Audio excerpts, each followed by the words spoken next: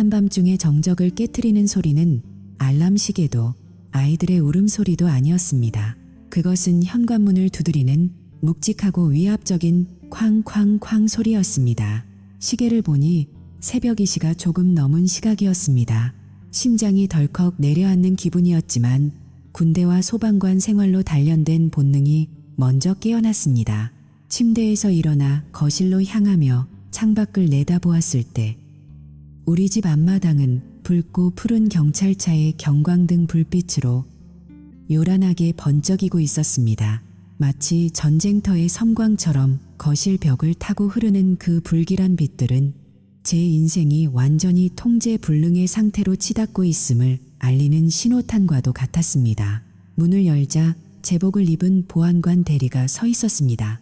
그의 얼굴은 무표정했지만 눈빛에는 일말의 동정심과 긴장감이 섞여 있었습니다. 차가운 밤 공기가 열린 문틈으로 밀려 들어와 제 맨발을 감쌌습니다. 마크 선생님이십니까? 그가 낮고 굵은 목소리로 물었습니다. 네, 그렇습니다만 무슨 일입니까? 저는 최대한 침착하게 대답하려 애썼습니다. 제 등 뒤 2층 방에서는 9살 난 딸과 이제 막 걸음마를 떼기 시작한 1살짜리 아들이 세상 모르고 잠들어 있었습니다. 아이들이 이 광경을 보지 않기를 간절히 바랐습니다. 보안관은 잠시 헛기침을 하더니 본론을 꺼냈습니다. 사라 씨와 관련된 일입니다. 병원 측에서 연락을 받았습니다.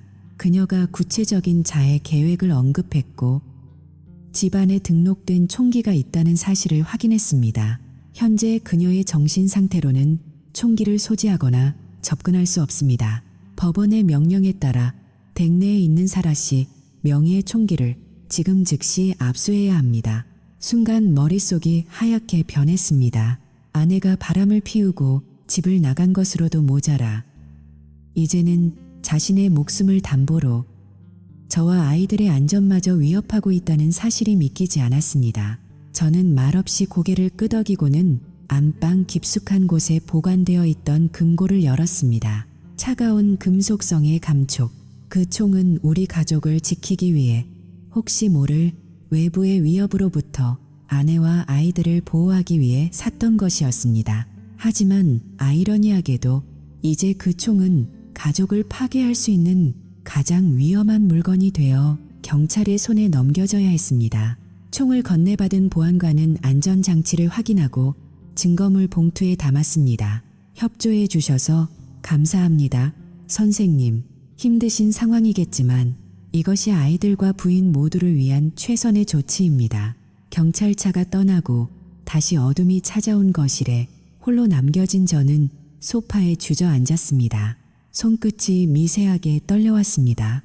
두려움 때문이 아니었습니다. 그것은 억울함과 허탈함, 그리고 깊은 곳에서 끓어오르는 분노 때문이었습니다. 저는 장애를 가진 참전 용사입니다.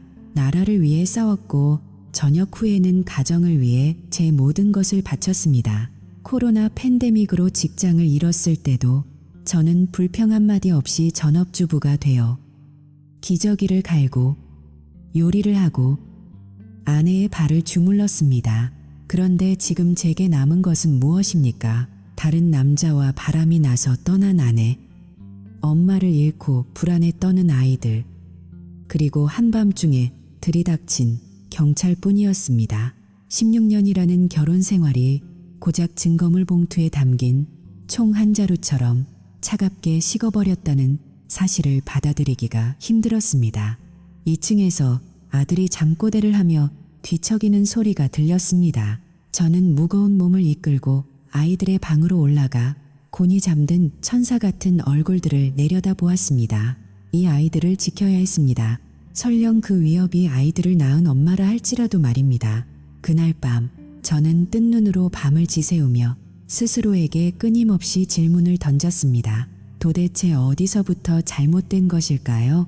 제가 너무 부족했기 때문일까요? 아니면 반대로 제가 너무 헌신적이었기 때문일까요? 사람들이 흔히 말하는 착한 남자, 콤플렉스가 결국 제 목을 조르는 올가미가 된 것일까요? 어둠 속에서 지난 14개월간의 기억이 주마등처럼 스쳐 지나갔습니다. 경찰차가 떠난 자리에는 깊은 정적만이 남았지만 제 마음속 전쟁은 이제 막 시작되고 있었습니다. 모든 비극에는 전조가 있다고들 합니다. 하지만 저는 그 신호들을 애써 무시하고 있었는지도 모릅니다. 이 끔찍한 결말을 이해하기 위해서는 경찰의 사이렌 소리가 들리기 훨씬 전 제 인생이 가장 비참하고 초라하게 느껴졌던 그날로 돌아가야만 합니다. 바로 제 생일날, 제가 철저하게 투명 인간 취급을 당했던 그날부터 모든 균열은 이미 시작되고 있었습니다. 경찰차의 요란한 불빛이 사라진 밤, 제 기억은 사이렌 소리가 들리기 훨씬 이전 우리 집안을 가득 채우던 그 숨 막히는 침묵의 시간으로 거슬러 올라갔습니다. 모든 비극의 시작은 2020년 전 세계를 공포로 몰아넣었던 코로나19 팬데믹과 함께 찾아왔습니다. 장애를 가진 참전 용사로서 사회에 복귀하려던 제 노력은 봉쇄 조치와 함께 물거품이 되었고 저는 하루아침에 실직자 신세가 되었습니다. 반면 아내 사라는 여전히 직장에 나갔고 우리 부부의 역할은 완전히 뒤바뀌게 되었습니다.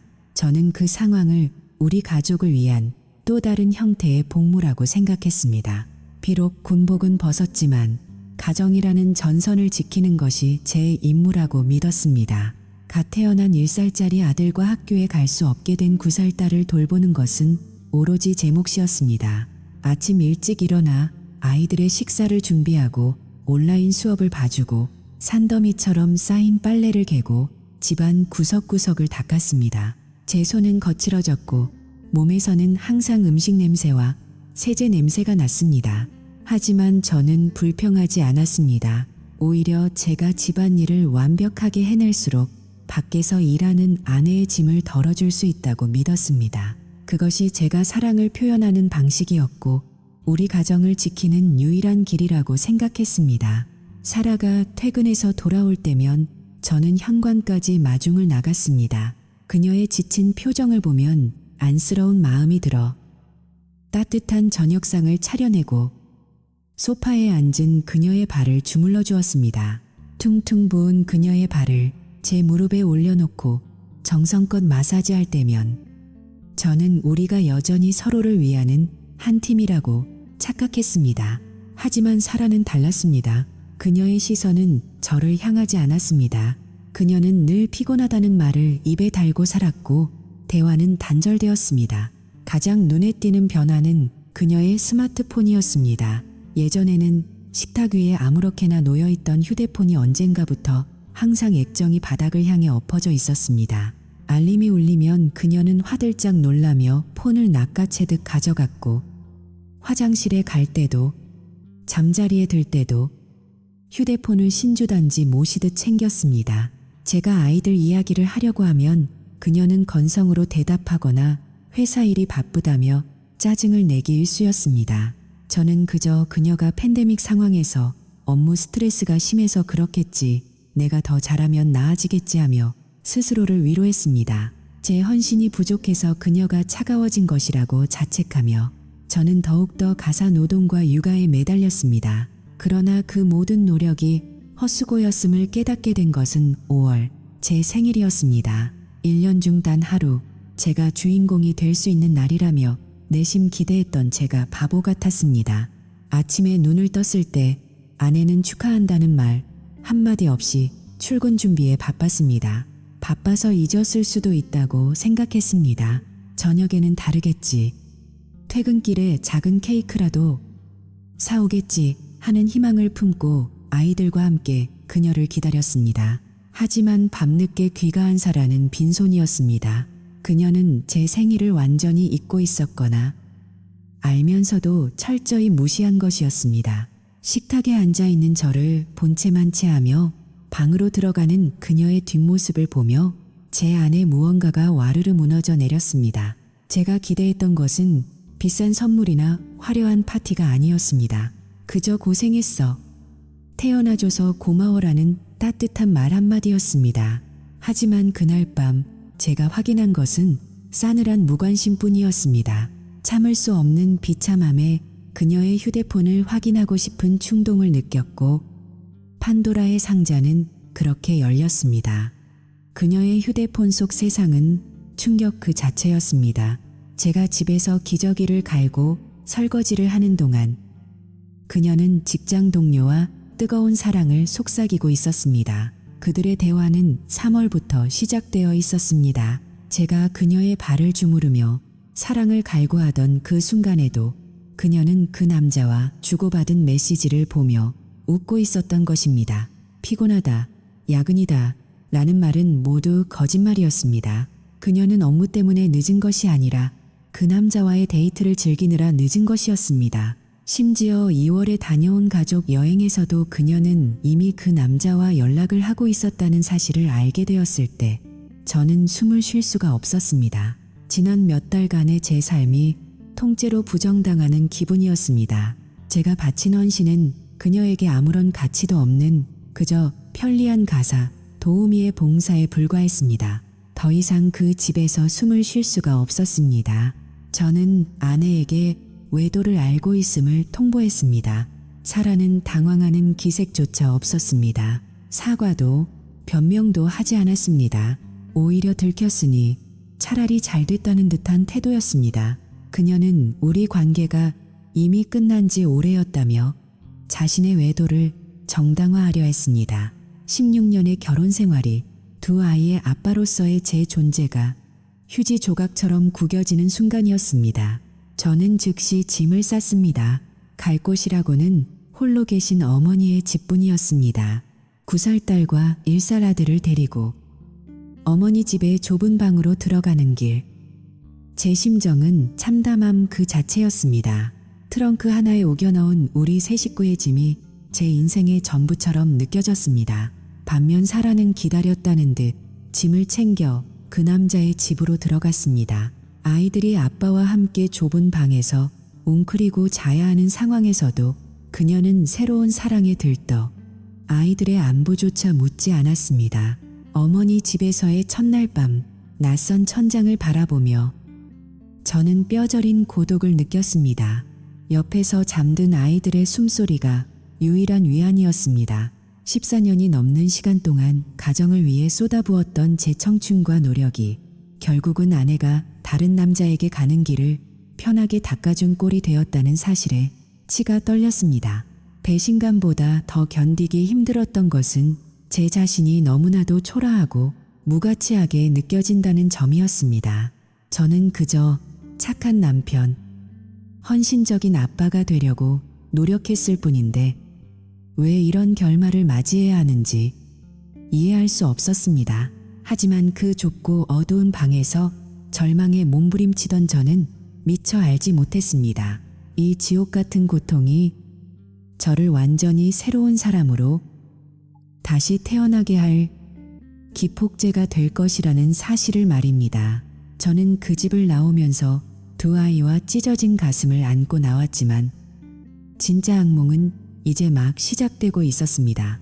어머니 집의 좁은 방에서 눈을 뜬 첫 아침, 진짜 악몽의 실체가 제 숨통을 조여왔습니다. 짐을 싸서 도망치듯 빠져나온 그날 밤의 참담함은 그저 서막에 불과했습니다.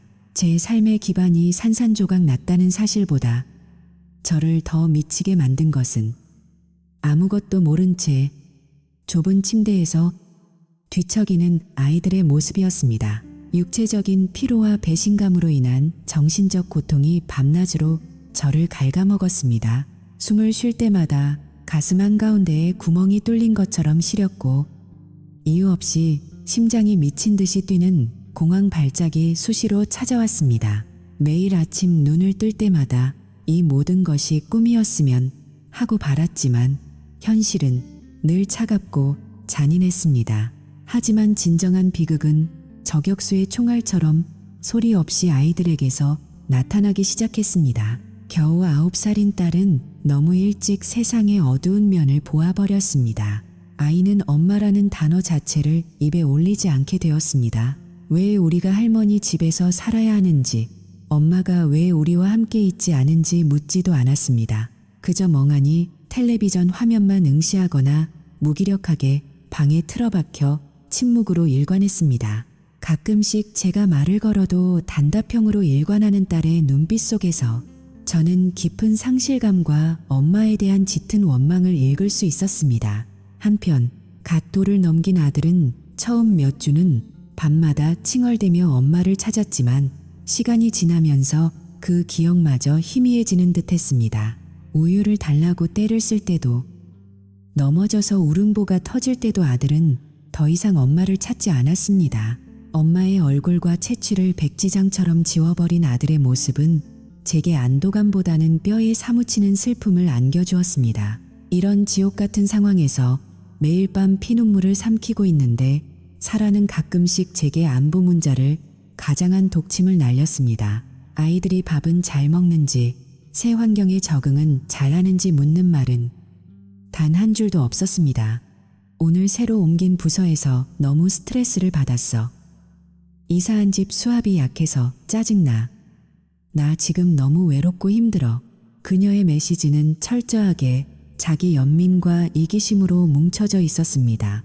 자신이 무참히 짓밟고 떠난 가족이 어떻게 하루하루를 버텨내고 있는지에는 일말의 관심도 없이 그저 자신의 감정을 배설할 쓰레기통이 필요했던 것입니다. 그 뻔뻔한 텍스트들을 마주할 때마다 저는 분노를 넘어 인간이라는 존재 자체에 대한 깊은 환멸을 느꼈습니다. 절망의 구렁텅이에서 허우적대던 어느 밤, 우연히 인터넷을 뒤적이다 책 한 권을 발견했습니다. 제목은 더 이상 착한 남자는 없다였습니다. 밤잠을 설치며 지푸라기라도 잡는 심정으로 읽어내려간 그 책은 제 인생을 밑바닥부터 뒤흔든 강력한 각성제였습니다. 책장을 한 장 한 장 넘길 때마다 마치 날카로운 메스가 제 내면의 가장 부끄럽고 숨기고 싶은 민낯을 도려내는 것 같았습니다. 저는 그제야 명확히 깨달았습니다. 제가 그토록 완벽한 남편, 헌신적인 전업주부가 되려 했던 이유가 단순히 가족을 순수하게 사랑해서만은 아니었다는 것을 말입니다. 제 안에는 깊숙이 뿌리 박힌 백기사 증후군이 첨니를 틀고 있었습니다. 저는 끊임없이 아내의 문제를 대신 해결해주고 그녀를 절망에서 구원해주고 완벽하게 복종함으로써 그녀의 사랑과 인정을 구걸하고 있었습니다. 불우한 어린 시절을 보낸 아내에게 내가 유일한 안식처이자 구원자가 되어야 한다는 병적인 강박관념, 내가 이렇게까지 모든 것을 희생하며 헌신하면 언젠가는 그녀도 나를 진심으로 존중하고 사랑해 줄 것이라는 헛된 보상심리가 제 삶을 지배하고 있었던 것입니다. 참전 용사 시절 군복의 각을 칼같이 잡듯 제 삶의 모든 각을 통제하려 했던 제 행동은 사실 사랑받지 못할까봐, 버림받을까봐 두려워 떠는 나약한 소년의 처절한 몸부림이었습니다. 저는 좋은 사람, 착한 남편이 아니라 그저 만만하고 이용당하기 딱 좋은 겁쟁이 호구였던 것입니다. 그 뼈아픈 진실, 날카로운 현실의 조각을 맨몸으로 마주한 순간 제 안에서 무언가 거대하게 폭발했습니다. 더 이상 이렇게 처량한 피해자 코스프레를 하며 방구석에 틀어박혀 썩어갈 수는 없었습니다. 완벽한 환골탈태가 필요했습니다. 저는 다음 날 새벽 당장 낡은 운동화를 신고 밖으로 나가 미친 듯이 달리기 시작했습니다. 처음에는 굳어버린 몸 때문에 숨이 턱끝까지 차올라 몇 걸음 걷지도 못하고 헛구역질을 했지만 멈추지 않았습니다. 육체의 고통으로 정신의 고통을 덮어버리고 싶었습니다. 체육관에 등록해 웨이트 트레이닝과 킥복싱, 쿵푸까지 시작하며 제 몸을 극한의 한계로 몰아붙였습니다. 샌드백을 부서져라 내리칠 때마다 제 안에 억눌린 분노와 원망도 함께 터져 나왔습니다. 바닥에 뚝뚝 떨어지는 땀방울은 제가 흘려야 했던 눈물을 대신했습니다. 매일매일 이어지는 지옥 같은 훈련 덕분에 200파운드가 훌쩍 넘었던 비대하고 둔했던 몸집은 불과 몇 달 만에 탄탄하고 날렵한 근육질로 변했습니다. 샤워 후 김서린 거울을 닦아내고 비친 제 모습은 낯설었지만 그 어느 때보다 강인하고 단단해 보였습니다. 몸무게가 줄어든 만큼 제 영혼을 짓누르던 패배감도 덜어져 나갔습니다. 신체의 극적인 변화는 곧 정신의 변화를 이끌어냈습니다.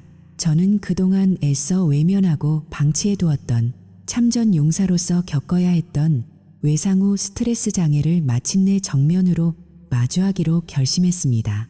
재향군인회 상담센터의 문을 두드려 전문가의 도움을 받으며 제 안에 깊게 참아있던 상처들을 하나씩 꺼내어 소독하고 꿰매는 지난한 작업을 시작했습니다. 전쟁터에서의 끔찍한 트라우마와 아내의 잔인한 배신이 뒤엉켜 만들어낸 저를 끊임없이 자기 파괴로 몰아넣던 생각의 고리들을 끊어내는 훈련을 반복했습니다. 저는 더 이상 누군가에게 인정받기 위해 무조건적으로 굽히고 들어가는 착한 남자가 아니었습니다. 제 가치는 다른 누군가의 하찮은 평가나 거짓된 애정으로 결정되는 것이 아님을 스스로 뼈저리게 깨달았습니다. 저는 온전히 제 두 발로 서는 법을 배우고 있었습니다. 근육이 쇠처럼 단단해지고 정신이 얼음처럼 맑아질수록 지난 16년 동안 저를 숨막히게 가두고 있던 보이지 않는 감옥의 철문이 굉음을 내며 열리는 듯 했습니다. 좁고 초라한 방에서 시작된 저의 비참한 고독은 더 이상 저를 파괴하는 독약이 아니라 저를 불순물 없는 순수한 강철로 단련하는 뜨거운 용광로가 되었습니다.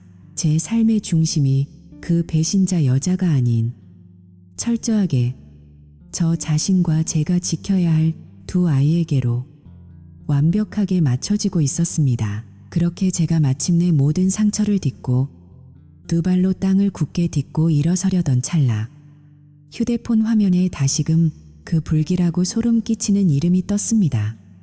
언제나 그랬듯 그녀는 자신이 아쉬울 때면 제 감정 따위는 아랑곳하지 않고 불쑥 제 삶의 문을 부수고 쳐들어왔습니다. 그 빌어먹을 동료와의 달콤했던 불륜의 꿈이 비참하게 산산조각 난 직후 오갈 데 없어진 그녀는 다시 자신이 걷어차버린 멍청하고 착한 남편의 넓은 품이 미친 듯이 그리워졌던 모양입니다.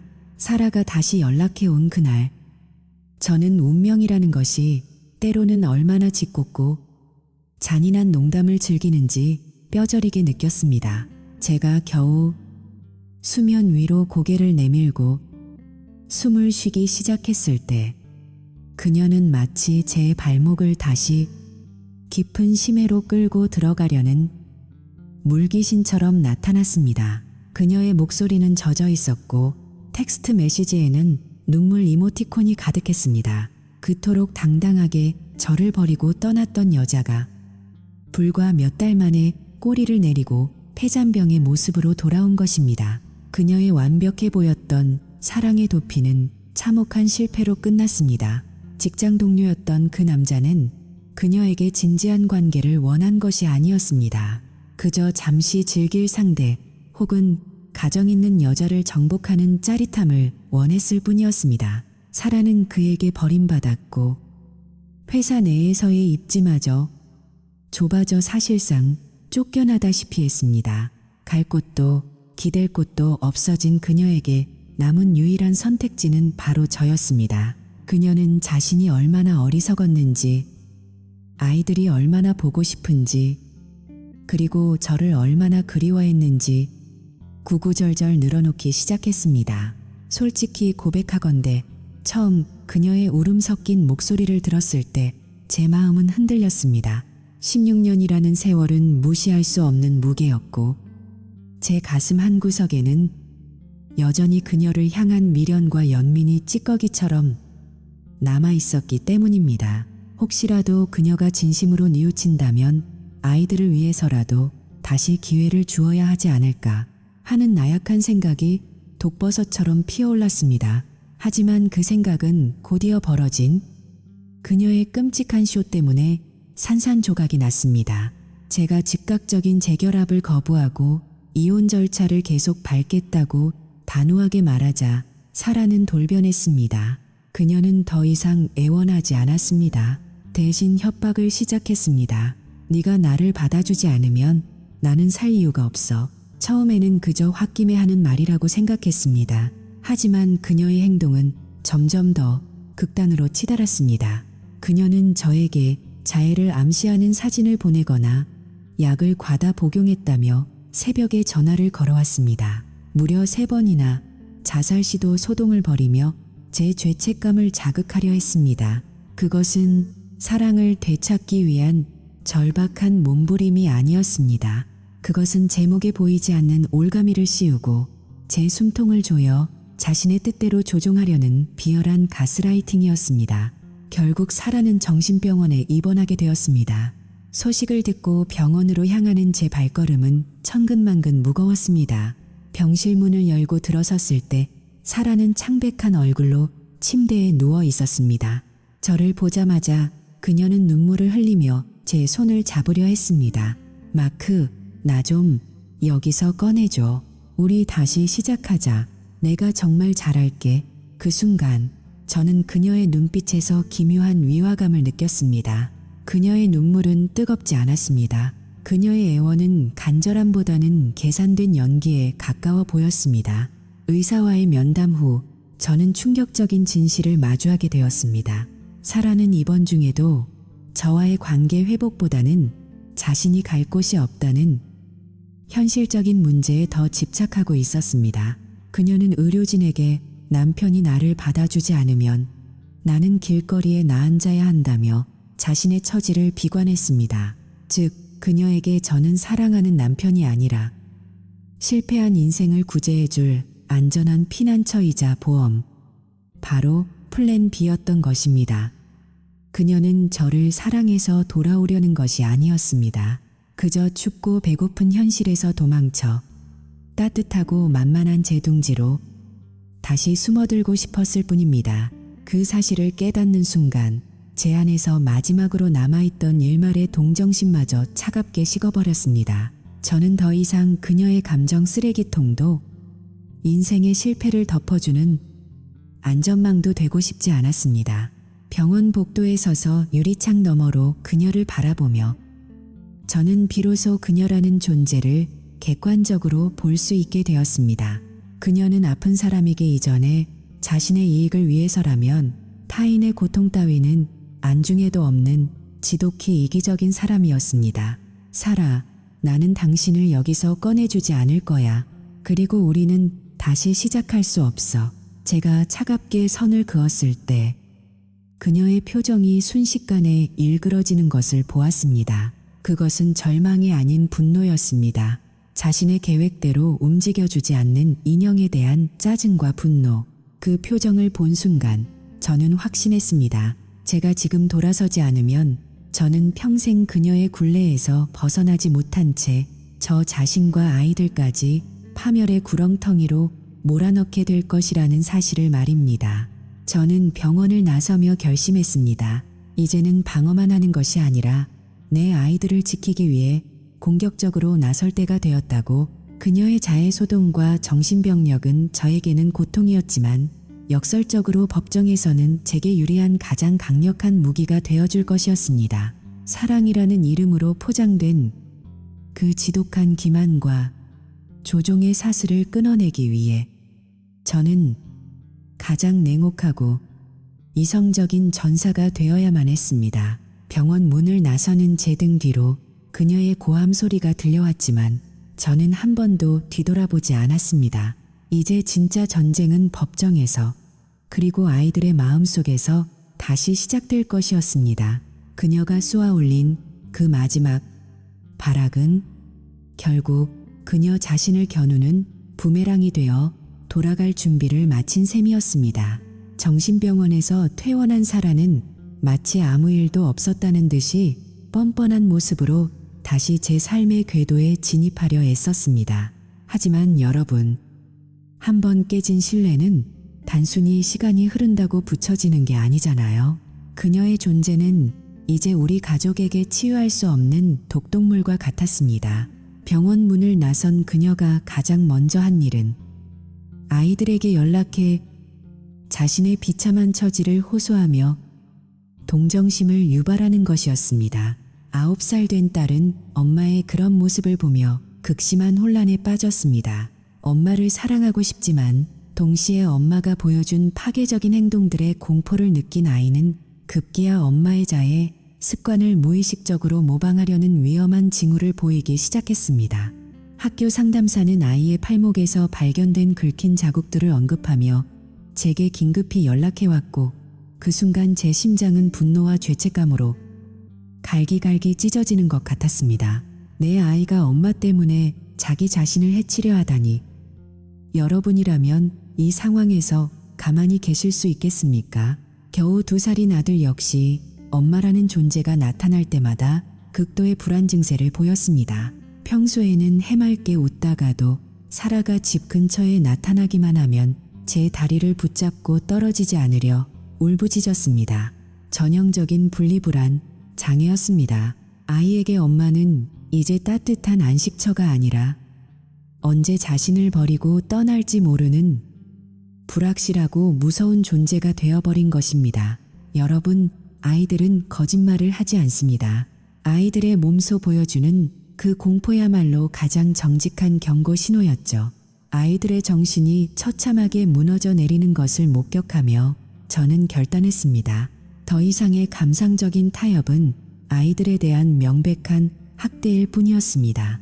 저는 즉시 변호사를 선임하여 이혼 소송을 공식화했고 아이들을 지키기 위한 최후의 보루로서 100% 단독 양육권을 강력하게 요구했습니다. 사태가 자신의 뜻대로 흘러가지 않자 사라는 다시 한번 최후의 수단을 꺼내 들었습니다. 제가 그녀의 재결합 제안을 단호히 거절하자 그녀는 문자 메시지로 네가 끝내 원한다면 내가 사라져 줄게. 내 총이 어디 있는지 알지? 라며 자살을 암시하는 섬뜩한 협박을 날렸습니다. 여러분, 이것이 과연 사랑하는 사람에게 할 수 있는 말일까요? 저는 지체하지 않고 경찰에 신고했습니다. 곧이어 부보안관이 저희 집에 들이닥쳤고 저는 서두에 언급했던 것처럼 그녀 명의로 등록된 권총을 경찰에 넘겨주어야 했습니다. 경찰은 그녀가 더 이상 무기를 소지할 수 없도록 조치했고 이 사건은 그녀의 정신적 불안정성을 입증하는 결정적인 법적 증거가 되었습니다. 혹시 주변에 이런 가스라이팅이나 정서적 협박을 겪고 계신 분이 있다면 절대 혼자 감당하지 마세요. 즉시 공권력의 도움을 받는 것이 여러분과 아이들을 살리는 길입니다. 엎친 데 덮친 격으로 그녀의 전 내연남까지 제 삶을 진흙탕으로 끌어들이려 했습니다. 그 파렴치한 인간은 페이스북을 통해 제게 메시지를 보내며 사라가 여전히 나를 못 잊고 연락한다느니 당신은 가정을 지킬 자격이 없다느니 하는 궤변을 늘어놓았습니다. 기가 막히지 않습니까? 남의 가정을 풍비박산낸 주범이 감히 누구에게 훈수를 두는 걸까요?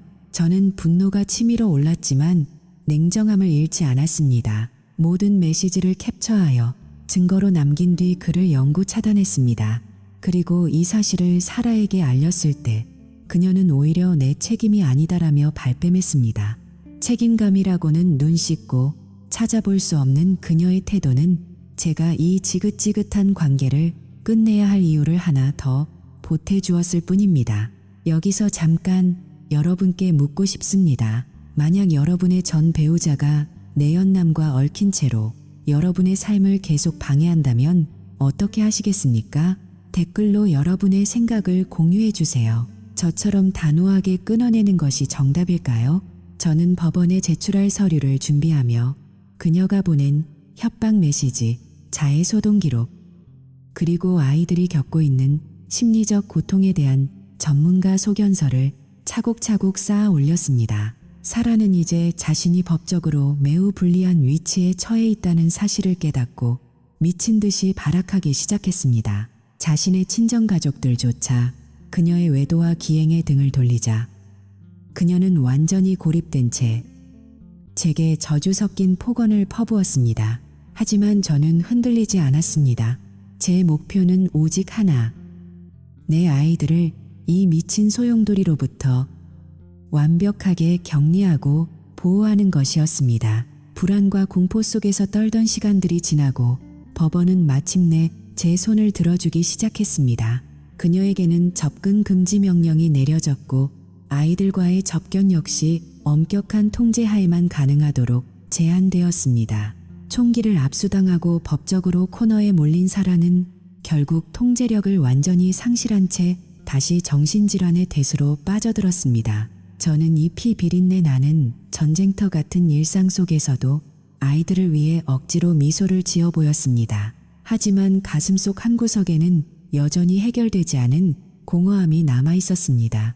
법적인 승리가 곧 마음의 치유를 의미하는 것은 아니었으니까요. 실제로 제가 이 과정을 겪으며 배운 가장 중요한 한 가지는 바로 기록의 힘입니다. 상대방의 부당한 행위나 협박이 있다면 반드시 날짜와 시간을 포함해 기록하고 캡처해 두세요.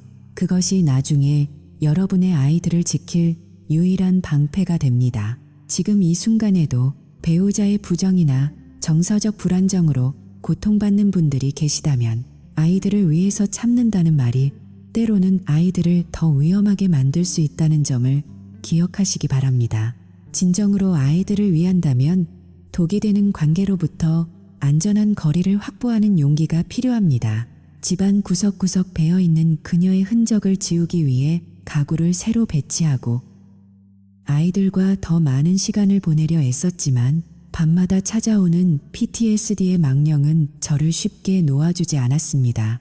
저는 거울 속에 제 자신에게 물었습니다. 정말 이대로 괜찮은 걸까? 보호받아야 할 아이들을 위해 저는 강해져야만 했지만 제 영혼은 이미 만신창이가 되어 있었습니다. 그럼에도 불구하고 저는 멈출 수 없었습니다. 아이들의 미래를 위해 제가 선택한 이 길은 되돌릴 수 없는 외길이었고 저는 그 길의 끝에 무엇이 기다리고 있을지 확인해야만 했습니다. 고요해진 집안에서 잠든 아이들의 얼굴을 바라보며 저는 이제 막연한 두려움을 넘어 삶의 또 다른 장을 열 준비를 하고 있었습니다. 어쩌면 인생이란 무너진 폐허 위에서 다시 벽돌을 쌓아 올리는 과정, 그 자체일지도 모른다는 생각이 들었습니다. 부서진 마음을 다독이며 저는 한 걸음 더 나아갈 용기를 쥐어짰습니다. 다음 단계는 제가 잃어버린 남성으로서의 자존감과 이 황폐해진 가슴 속에 다시 온기를 채워 넣는 법을 배우는 일이 될 것입니다. 이 긴 싸움의 끝에서 제가 어떻게 스스로를 치유하고 다시 세상 밖으로 나갔는지 궁금하지 않으신가요? 다음 영상에서 그 놀라운 변화의 과정을 공개할 테니 구독과 좋아요 버튼 누르시고 조금만 기다려주세요. 여러분의 응원이 저와 우리 아이들에게 큰 힘이 됩니다. 지금 바로 함께 해주시겠습니까? 폭풍 같은 법정 싸움이 잠시 소강 상태에 접어들었을 무렵 저는 거울 속에 낯선 남자를 마주했습니다. 근육은 단단해졌고 눈빛은 날카로워졌지만 그 안에는 여전히 채워지지 않은 거대한 공동이 자리 잡고 있었습니다. 주변 지인들은 이제 새 출발을 할 때라며 저를 떠밀었습니다. 마크, 너는 충분히 고생했어. 이제는 내 인생을 찾아야지. 그들의 말에 등 떠밀리듯 저는 생전 처음 들어보는 데이팅 앱들을 휴대폰에 깔기 시작했습니다. 범블이나 매치 같은 앱들이었죠. 낯선 여성들의 사진을 넘기며 제가 느낀 첫 감정은 설렘이 아니라 지독한 이질감이었습니다. 몇 번의 매칭이 이루어졌고 저는 용기를 내어 몇몇 여성들과 커피를 마시거나 저녁을 먹었습니다. 그들과 대화를 나누는 동안 잠시나마 제가 다시 20대가 된 것 같은 착각에 빠지기도 했습니다. 저를 참전 용사로 존중해주고 제 유머에 웃어주는 여성들을 보며 잊고 지냈던 남자로서의 자존감이 조금씩 살아나는 듯 했습니다. 하지만 행복은 거기까지였습니다. 대화가 깊어질수록 제 가슴 한구석을 짓누르는 근원적인 공포가 고개를 들었습니다. 만약 이 사람이 내 과거를 알게 된다면 정신적으로 불안정한 전처와 두 아이를 혼자 키우는 내 삶을 감당할 수 있을까? 무엇보다 내 딸이 이 사람을 거부한다면 나는 어떻게 해야 하지? 현실은 냉혹했습니다.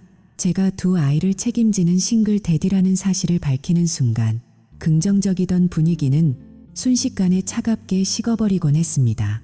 대부분의 사람들은 타인의 복잡한 가정사에 깊이 연루되는 것을 원치 않았습니다. 저는 그들을 비난할 수 없었습니다. 저조차 제 삶이 버거운데 타인에게 이 짐을 나누어지자고 말하는 것 자체가 이기적이라는 생각이 들었으니까요. 결정적으로 제가 데이트를 마치고 돌아올 때마다 딸아이의 눈빛에서 읽히는 불안감은 제 심장을 찔렀습니다. 아이는 혹시라도 아빠마저 자신을 떠나 새로운 가족을 만들까봐 전전긍긍하고 있었습니다. 그 아이의 눈물을 담보로 얻는 설렘이 무슨 가치가 있을까요? 저는 결연히 데이팅 앱을 삭제했습니다. 그날 이후 저는 제 모든 에너지를 아이들에게 쏟아붓기로 했습니다. 저녁마다 딸아이와 거실 바닥에 앉아 팝콘을 나누어 먹으며 영화를 보는 우리만의 무비나잇을 만들었습니다. 아이는 이제 더 이상 엄마를 찾으며 울지 않았습니다. 대신 제 손을 꼭 잡고 영화 속 주인공의 운명에 대해 조잘거렸습니다. 학교 상담사가 우려했던 아이의 자해, 충동도 서서히 잦아들었습니다. 아빠가 세상 끝까지 자신을 지켜줄 것이라는 확신이 아이를 치유하고 있었던 것입니다. 2살배기 아들에게는 제가 군대와 소방서에서 배운 생존 기술들을 가르치기 시작했습니다. 물론 거창한 것은 아니었습니다. 아이가 감정이 격해지거나 불안해할 때 깊게 숨을 들이마시고 내뱉는 박스 호흡법을 놀이처럼 가르쳤습니다. 자, 아들, 아빠랑 같이 공기를 크게 먹어보자. 하나, 둘, 셋. 작은 가슴이 오르락내리락 하는 것을 보며 저는 이 아이가 나중에 어떤 풍파를 겪더라도 스스로를 다스릴 수 있는 강한 아이로 자라길 기도했습니다. 우리는 매일 아침 동네 공원을 산책하며 나뭇잎의 색깔 변화를 관찰하고 새로운 단어를 하나씩 익혀나갔습니다. 아이의 입에서 아빠, 행복해라는 말이 처음 나왔을 때 저는 길 한복판에서 아이를 껴안고 남몰래 눈물을 훔쳤습니다. 이 과정에서 저는 위대한 진실 하나를 깨달았습니다. 진정한 행복은 누군가 새로운 여성이 제 삶에 들어와 결핍을 채워줄 때 완성되는 것이 아니었습니다. 비록 아내에게 배신당하고 가정이 산산조각 났지만 그 폐허 위에서 제 아이들의 웃음소리를 다시 꽃피우는 과정 자체가 바로 구원이자 행복이었습니다. 저는 이제 혼자라는 사실이 두렵지 않습니다. 오히려 싱글 데디라는 직함이 그 어떤 훈장보다도 자랑스럽게 느껴집니다. 저는 누군가의 두 번째 선택이 되기를 거부합니다. 저는 제 아이들에게는 세상 유일한 전부니까요. 여러분, 혹시 지금 이 순간 배신의 아픔 속에 홀로 남겨져 세상이 끝났다고 생각하시나요? 혹은 아이들을 혼자 키워야 한다는 막막함에 밤잠을 설치고 계신가요? 단언컨대 여러분은 혼자가 아닙니다. 저 역시 바닥까지 추락해봤지만 결국 저를 일으켜 세운 것은 화려한 제기가 아니라 내 아이의 작은 손을 잡고 걷는 매일의 평범한 산책이었습니다. 지금 당장 거울 속에 자신에게 말해주세요. 나는 충분히 가치 있는 사람이다. 그리고 내 아이들에게는 내가 영웅이다. 행복은 멀리 있지 않습니다. 오늘 밤 아이와 함께 따뜻한 우유 한 잔을 나누며 소소한 이야기를 시작해보세요. 그 작은 연결이 여러분의 뚫린 가슴을 메우는 가장 강력한 치료제가 될 것입니다. 자책하지 마세요. 여러분의 잘못이 아닙니다. 이제는 과거의 망령에서 벗어나 현재의 소중한 생명들에게 집중할 시간입니다. 이 글을 읽고 계신 싱글맘, 싱글데디 동지 여러분, 우리 함께 힘냅시다. 여러분이 겪고 있는 고통은 결코 헛되지 않을 것이며 그 끝에는 상상도 못했던 평온함이 기다리고 있을 것입니다. 이것이 제가 찾은 진짜 행복의 정체입니다. 사랑이라는 이름으로 저를 조종하려 했던 차라의 그림자에서 완전히 벗어난 지금, 저는 비로소 제 인생의 진정한 주인이 되었습니다. 하지만 인생은 늘 예상치 못한 반전을 준비해두고 있더군요. 제가 이렇게 평온을 찾아갈 무렵 법원으로부터 한 통의 등기 우편이 도착했습니다. 그것은 우리 가족의 운명을 영원히 갈라놓을 마지막 심판에 관한 내용이었습니다. 7개월간의 긴 싸움, 그 잔혹하고도 정의로웠던 결말이 궁금하시다면 마지막 이야기를 놓치지 마세요. 여러분이 상상하는 것 이상의 반전이 기다리고 있습니다. 끝까지 함께 해주시겠습니까? 이 여정의 끝에서 여러분 또한 자신만의 답을 찾게 되길 진심으로 바랍니다. 지금 바로 그 마지막 장으로 여러분을 초대합니다. 포기하지 마세요. 새벽이 오기 직전이 가장 어두운 법이니까요. 그로부터 7개월이라는 시간이 흘렀습니다. 길고도 잔인했던 법정 공방은 마침내 종지부를 찍었습니다. 법원은 저의 손을 들어주었습니다. 저는 아이들에 대한 단독 양육권을 완벽하게 확보했고, 사라는 엄격한 접근 금지 명령과 함께 강제적인 정신과 치료 판결을 받았습니다. 경제적으로 그녀에게 어떠한 부양비도 받지 못하게 되었지만 저는 전혀 상관없습니다. 제게는 돈보다 훨씬 더 값진 것, 바로 자유라는 보물이 생겼으니까요. 법정 문을 나설 때 느꼈던 그 시원한 공기를 아직도 잊을 수 없습니다. 14년이라는 세월이 한순간에 무너져 내린 것 같아 허망하기도 했지만 제 어깨를 짓누르던 무거운 사슬이 마침내 끊어졌다는 해방감이 훨씬 더 컸습니다. 오늘 오후 거실 창으로 쏟아지는 따스한 햇살을 보며 저는 문득 깨달았습니다. 지난 수개월 동안 우리 집안을 짓누르던 그 어둡고 습한 그림자가 흔적도 없이 사라졌다는 사실을요. 예전에 저는 아내의 기분을 살피느라 숨죽여 살았지만 이제 우리 집은 아이들의 해맑은 웃음소리와 평온한 활기로 가득 차 있습니다.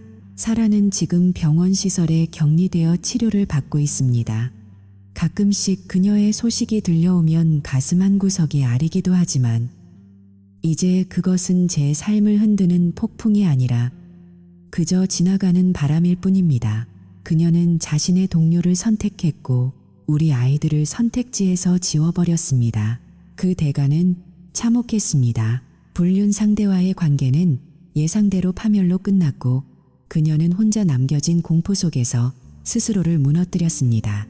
하지만 이제 저는 더 이상 그녀의 구원자가 아닙니다.